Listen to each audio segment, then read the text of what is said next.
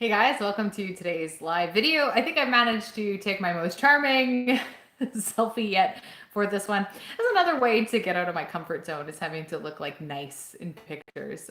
There's some apprehension I have towards looking totally ridiculous when I do thumbnails and stuff like that. So we're breaking those personal boundaries. I wanted to talk with you today quickly about nothing days. Now, first of all, I want to define what a nothing day is, and you guys can hopefully relate to this. If not, maybe this is just a me thing, but I think this is like everyone has some experience of that. So, a nothing day would be the kind of day where you have zero plans. There's nothing in the schedule, there's nowhere you have to be, there's nothing you have to do. It's just a total open-ended day, like an empty canvas, and it seems so wonderful. But so the way these days usually work is you sleep in, and then you binge watch some kind of series. I'm just kind of detailing my experience of nothing days in the past, where it's very cozy and comfy, and you can just kind of like chill out on the couch all day, not really do much of anything, like just kind of putz around a little bit. Maybe you're like on a nothing day, I might read a lot. I might spend like 3 or 4 hours reading a book. I might do a little bit of cooking, but probably nothing too much that resembles work.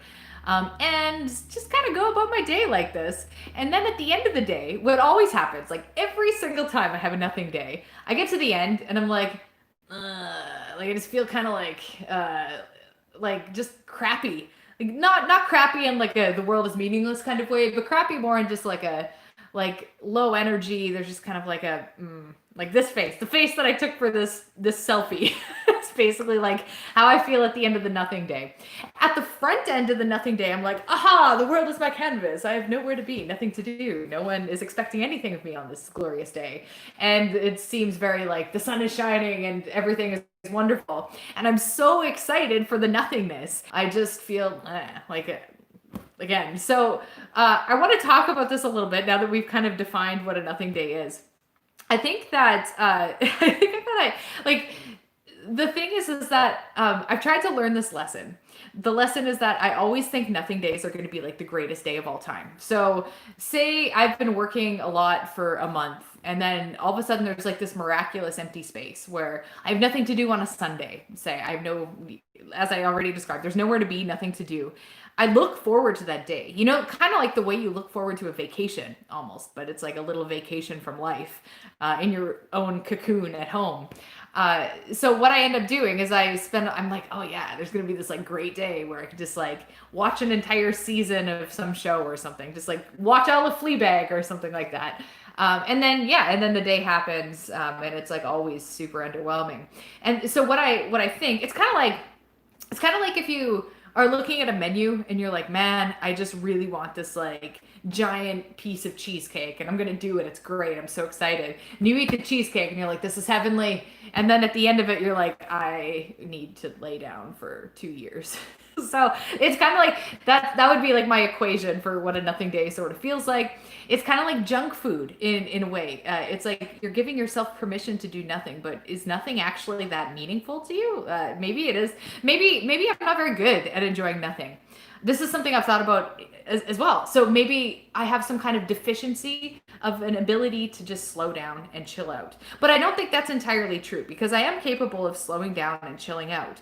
But I like to do it in a little bit more of a controlled way. So if I think about what my perfect day is, it might be like 3, 4 hours of work, a lot of social time. Maybe I get to like go do something, listen to music. I basically it's divided between connecting with people who I really care about, doing work that I really care about, and I don't know, just having some kind of like personal project or like fun thing, or I don't know, or like making good food or something like that. So a nothing day actually doesn't, even though I look forward to it, it doesn't actually fulfill what I consider to be a really good day. Now, I don't need to work every day, but if I derive a lot of fulfillment from working on a hobby or spending time with friends, then a better use of that block of time might be to just like I don't know, spend the day with my family or to just hang out with my friends for like a casual coffee and afternoon.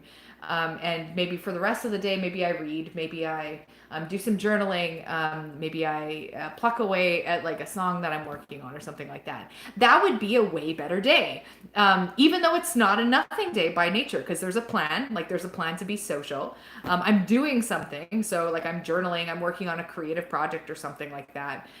It's not free of tasks, but the tasks themselves are really meaningful to me. So when I get to the end of a day like that, I feel like, yeah, this was a great day because I did the things that were most meaningful to me. Whereas with the nothing days that I always anticipate with such fervor, they don't contain the components that I find make a really wonderful day and then thus by extension life. So of course they feel hollow because I'm doing hollow activities. I'm doing nothing. Nothing is hollow to me. Nothing has no meaning.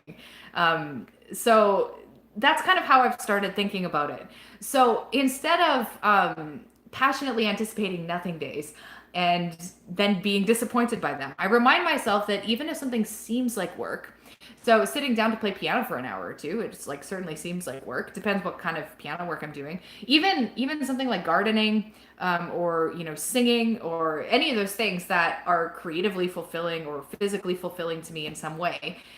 It seems like a little bit of work. So if I'm sitting on the couch, I'm like, I could watch another episode of the show, or I could like write a song. I'm probably gonna watch the show because it's just a lower barrier to entry. It doesn't seem like work at all, and it seems more pleasurable. But again, it's like eating that cheesecake. At the end of it, you're just kind of like, you just have that unfulfilled, just kind of discontent.